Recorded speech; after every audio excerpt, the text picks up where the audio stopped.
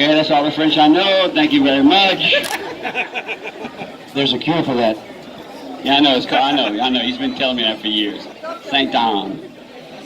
Well, we want to welcome everybody to this year's official Festivals Acadiens poster and pin unveiling. We're very excited about all the stuff that we have going on. Let's start off by giving yourself a round of applause for showing up.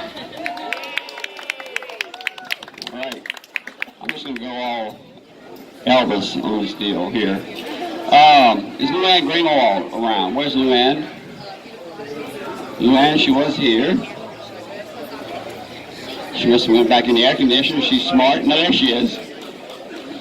Luann Greenwald, Executive Director of the Paul and Lulu Heath Art Museum. Won't you go and give them a little welcome? Oh. Welcome. No, really happy to have you all here. I think, is this our third or fourth year partnership? Third? Fourth? Yeah, for the party, we started with the party too. Okay, yeah. So it's really an honor and a pleasure for us to work every year with Pat and Barry, and hope you'll all come back on festival weekend. The museum will be open for free to festival goers, and there should be a stage on our front lawn. So hope to see you again, and thank you guys both. Really enjoy this partnership. Let's give it up for Luann. They've been really great partners. We can't do this. Could not have done this without them. It started as a collaboration for our 40th anniversary, and here we are at the 44th annual Festivals Acadiens. I'm going to go ahead and just introduce my cohort in crime, Dr. Barry Onsley. Welcome. Bienvenue.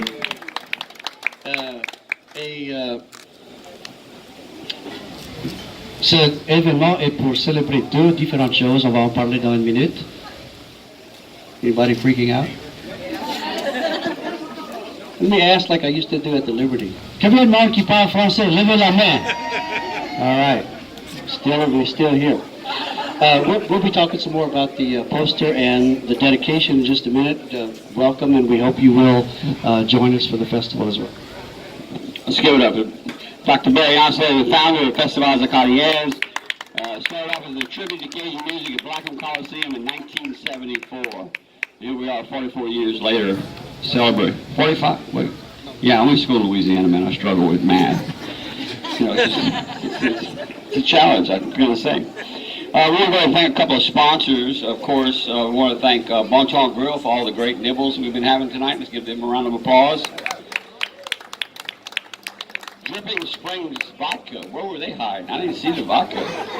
We had vodka? Really? Oh my God. Dripping Springs Vodka.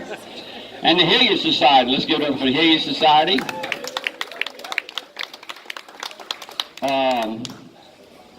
Like I said, it takes a lot of sponsors and people and manpower, volunteers, a lot of mind power to put on this event. Starting today, which is the official kickoff of our festival season. And yeah, woo, gotta get a woo from the crowd. I love it, yeah. And so we just try to continue every year to look at what's going on with our culture. Not just the past. I know Barry's gonna talk a little bit. I might be stealing some of his thunder. I read his notes a little bit.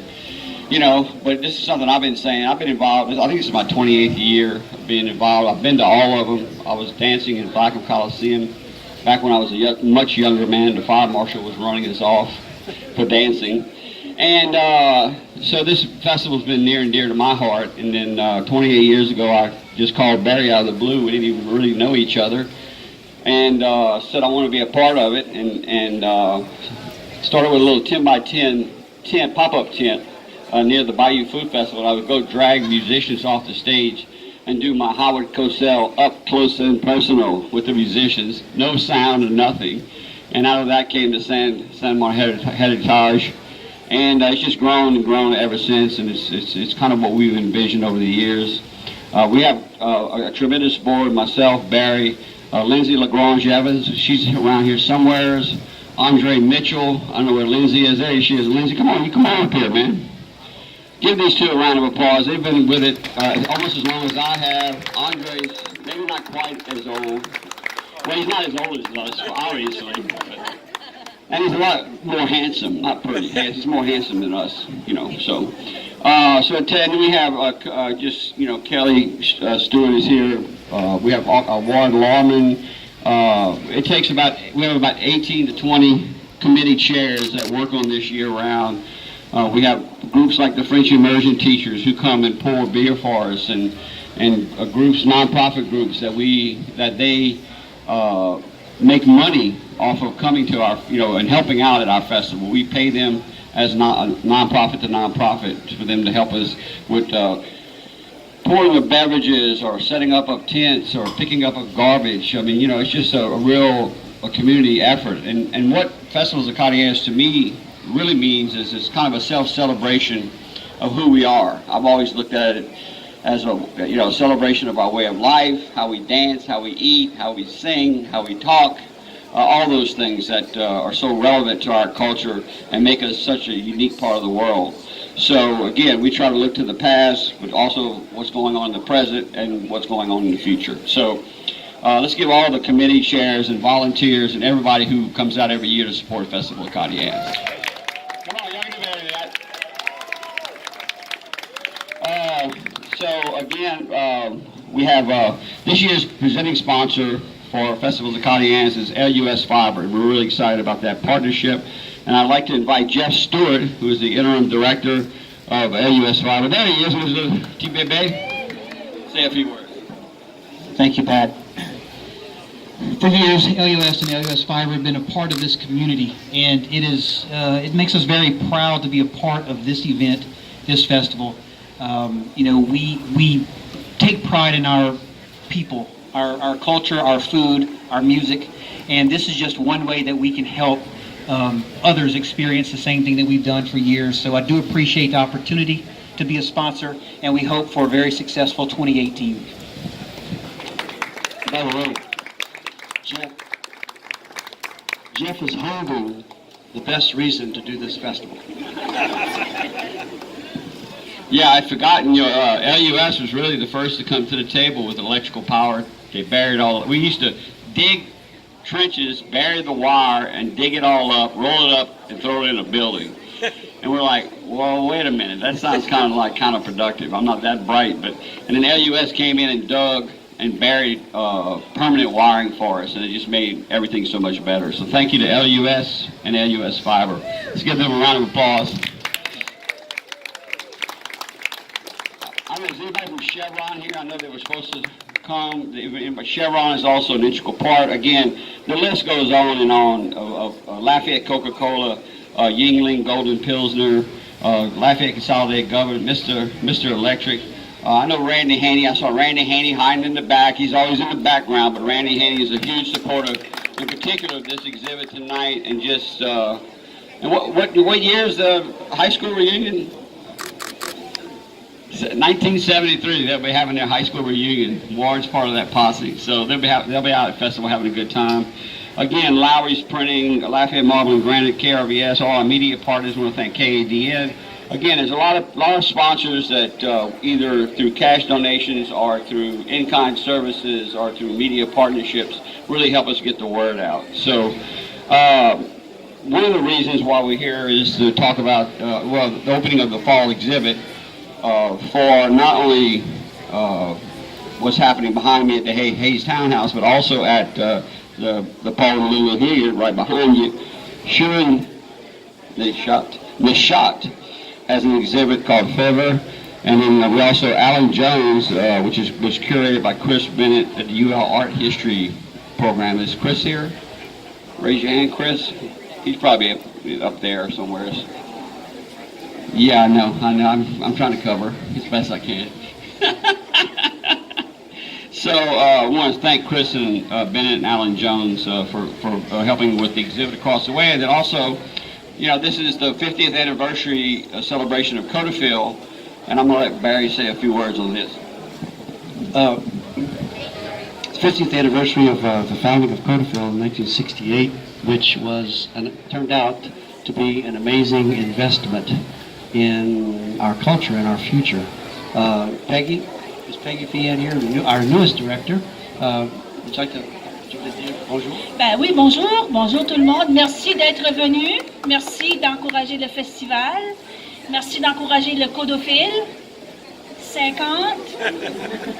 Nous avons une exposition derrière, c'est fabuleux. C'est Dr. Perkins. Dr. Marguerite Perkins qui a fait le... Comment tu dis en français? Je suis conservatrice. Conservatrice. Curator en anglais. Oui, moi c'est Marguerite ou Maggie Perkins. Puis je viens d'ici, je viens de commencer avec le codophile, mais ça fait longtemps que je travaille dans le communautaire, que je m'implique avant d'avoir un job dans ce domaine. Et je peux le dire en français et en anglais aussi, comme I'm Maggie Perkins. I just started at Codophile in late May, but it's been several years now that I've been working in the community as far as, not necessarily as my job, but just being involved in activism in French in Louisiana. And I guess that was part of why I wanted to do this exhibit. I think Codophile, I'm so excited to be working for Codophile, and I think Codophile's done an amazing job. One of the biggest successes, I would say, is the fact that me as a younger person, I grew up never knowing a world where French wasn't cool in Louisiana. It's always been cool. It was never a bad thing in my world. What I would like to see happen next is I would like it to become normal again. Like make French normal again. Because it wasn't weird. Now we're so used to being surrounded by English that just us speaking in French might have just made you nervous for a second. Like, oh my God, what do we do? They're speaking French, just like Barry said, right? But you have to take in, like now this is Barry Ancelet, and we think he's Barry Ancelet. But once upon a time, he was a 20-something-year-old kid with a crazy idea or two, and he just tried them, and they worked, and they made a huge lasting difference.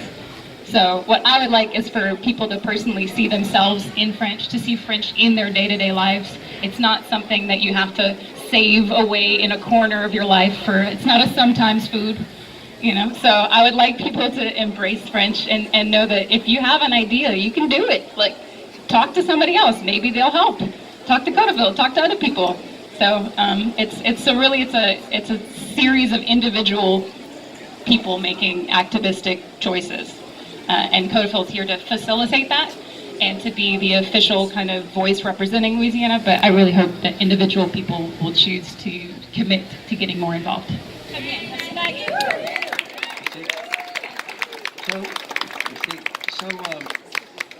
One of the goals this year of Codophile's 50th anniversary was to remind people that Codophile is still very active and very relevant and in the trenches and out there on the front of the battlefield. And we appreciate that. But back in 1974, when we first did the first concert, I was 23 years old. I was still Barry Ancelet, but I was 23 years old. And why they turned that over to a 23-year-old kid, I'll never be able to figure out. But, like Maggie said, just do it. Just do it. It's Nike. Philosophy. It's a philosophy. So, on the one hand, we're celebrating Codophile, and as it says on the poster, 50 years of preservation, inspiration, and creation. And on the other hand, we're celebrating Codophile for creating and preserving the base of the generations of people in Louisiana who can appreciate and continue to create our culture in French.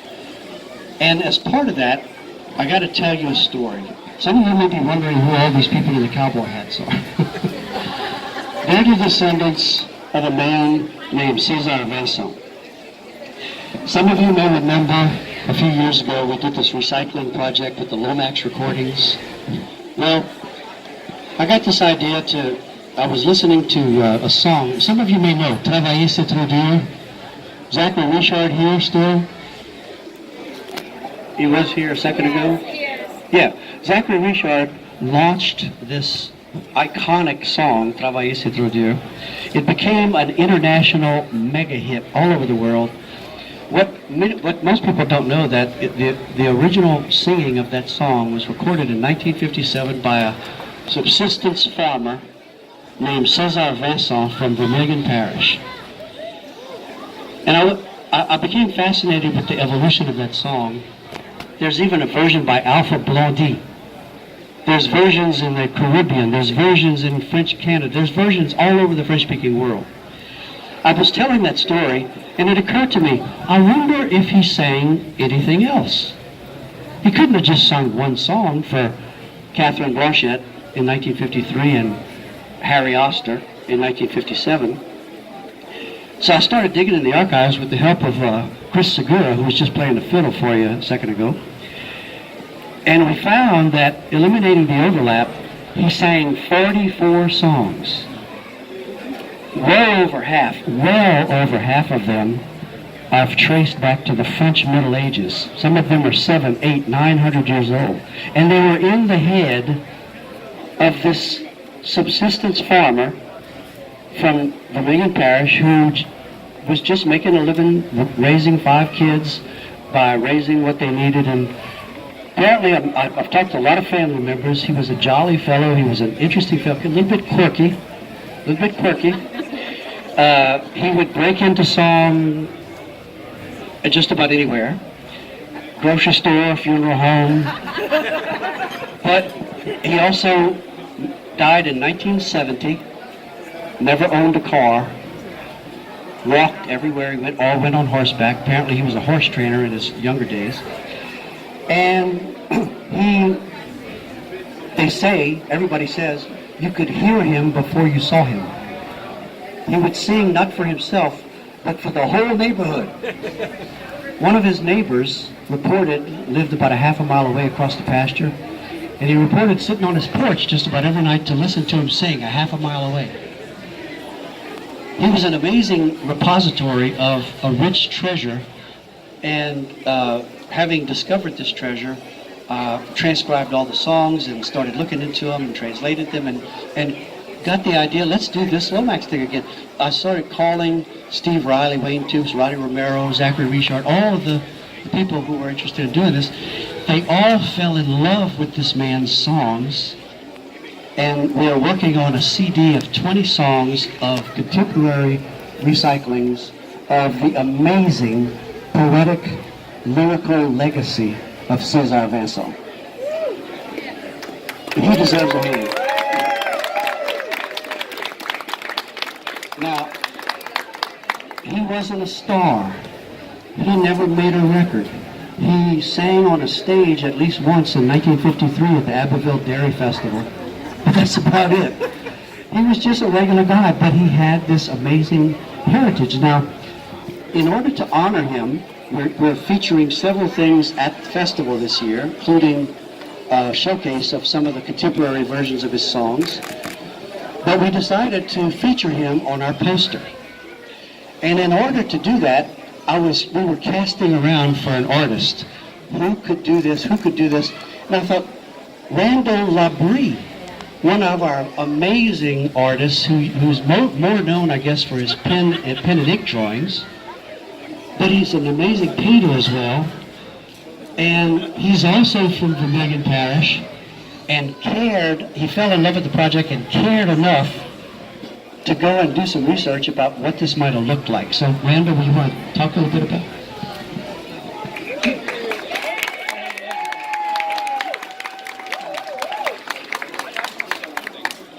I just want to say one thing about Randall. You know, it's going to be good, I promise, Randall. It's going to be good. I'm going to keep all the bad stuff out. No, this guy has been kind of behind the scenes at the festival, much like Elmo Morgan, sketching and drawing for decades. The musicians, what's happening on the stage, what's happening in the tents, what's happening on the ground. So he's been documenting for decades what has been going on in this festival. And so we felt like, you know, I'm getting goosebumps just thinking about it because I've seen his drawings of the festival and they're all fabulous. And so it just made perfect sense when we started talking about it that he was the guy for this year. And so really thank you, Randall, for all you've done over the years for the festival and in documenting in art. Thank you. Thank you, everybody.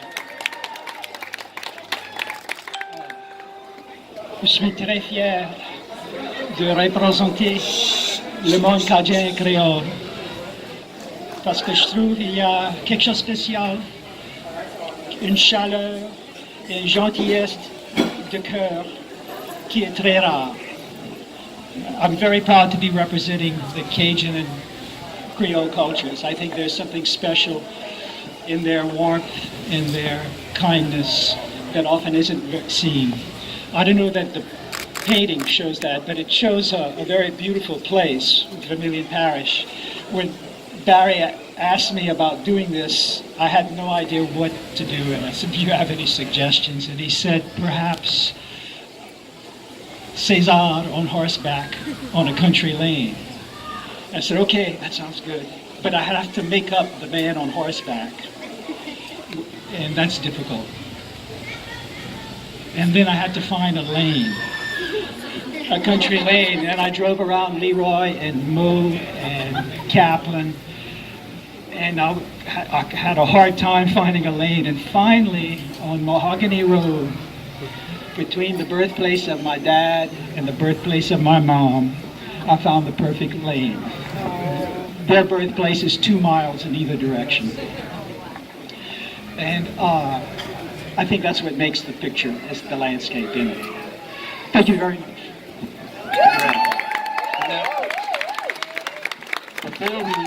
Before we show you the painting, I'd like to, they chose you, Buford? Buford Falk is one of Cesar's grandsons, and I'd like to come and just have him say a word in behalf of the family. Thank you, sir. Appreciate what y'all doing, and Grandpa was one of a kind, believe me.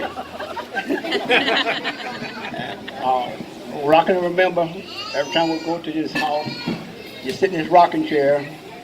When it's time to eat, he would rock himself 3 times to get up. And he got up, though. He don't eat. But so far, and I remember getting off of school and go over there and pick up cotton.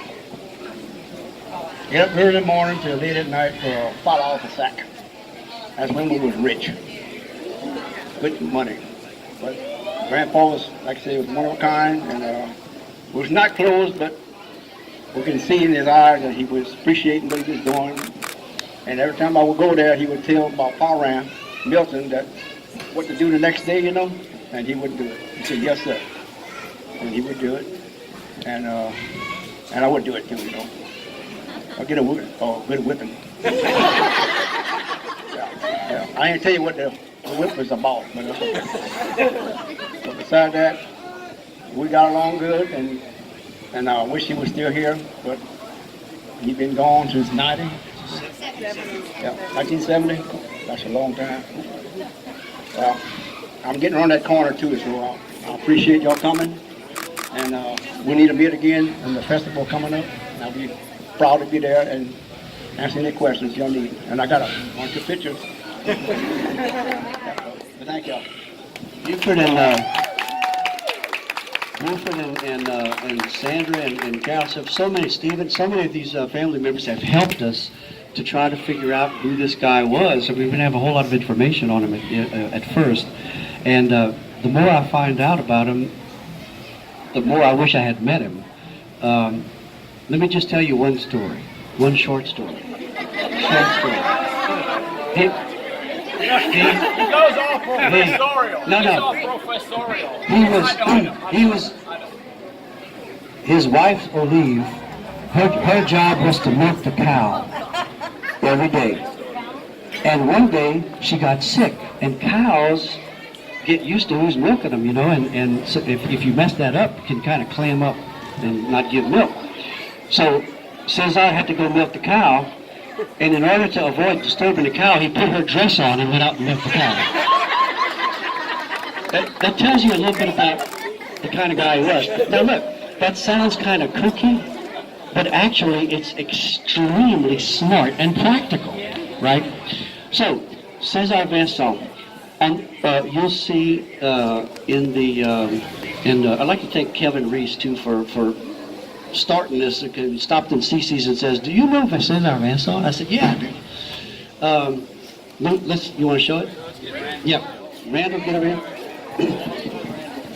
So this is Randall's depiction of Cesar Vincent with coming down the road.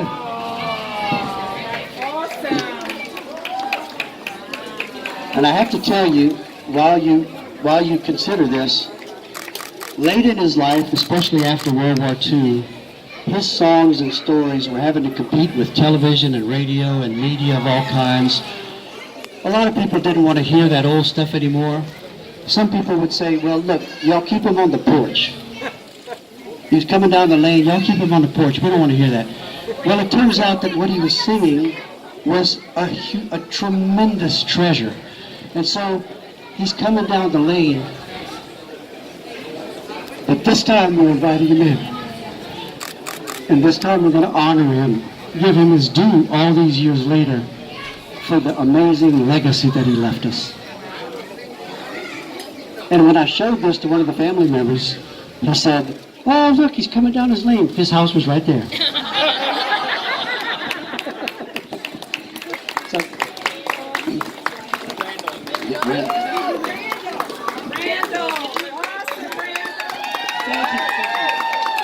I wanted to say, I'm responsible for the image, but the other honor I had was to work with Megan Barra, who's the designer. And she made this poster work as a poster and really enhanced the picture. I'm really proud to be part of that. Thank you.